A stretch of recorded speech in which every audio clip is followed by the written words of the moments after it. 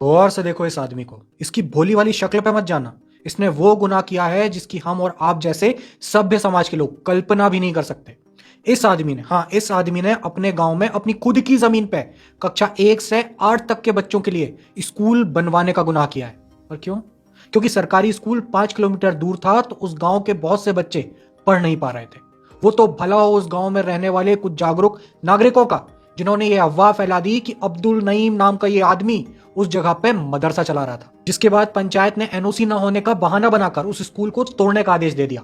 फिर बाद में गांव वालों के विरोध के बाद एनओसी भी दे दिया गया। पर एसडीएम साहब के अनुसार उनके ऊपर कहीं ऊपर से पड़ रहे भारी दबाव के चलते उस स्कूल पे बुलडोजर चला दिया गया।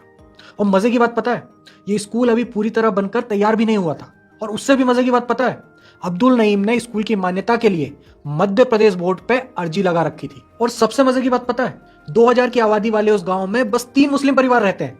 तो पता नहीं अब्दुल नदीम 20 लाख रुपए खर्च करके मदरसा किसके लिए बना रहा था।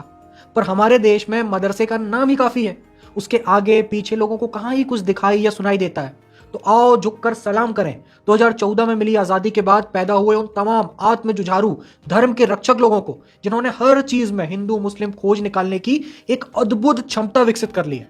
ऐसे लोग जो एक मेडिकल कॉलेज को बंद करवाकर इसलिए खुशी मनाते और नाचते हैं क्योंकि वहां हिंदुओं से ज्यादा मुसलमानों का एडमिशन हो गया था, वो भी मेरिट के बेसिस में।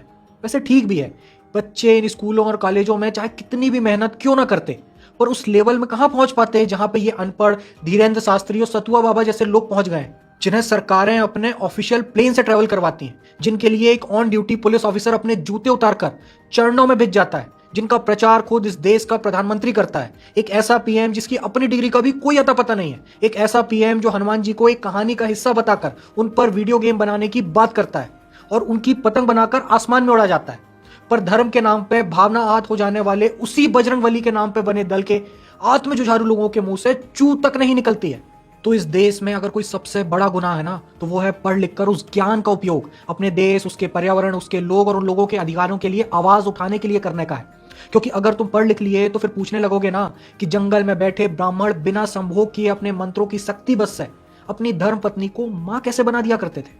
तुम पूछने लगोगे कि जब बागेश्वर धाम में पर्ची निकलवाकर लोगों का इलाज हो सकता है, तो फिर इस जमा देने वाली ठंड में मरीज एम्स के आगे बनी फुटपाथ पे सोने को मजबूर क्यों है।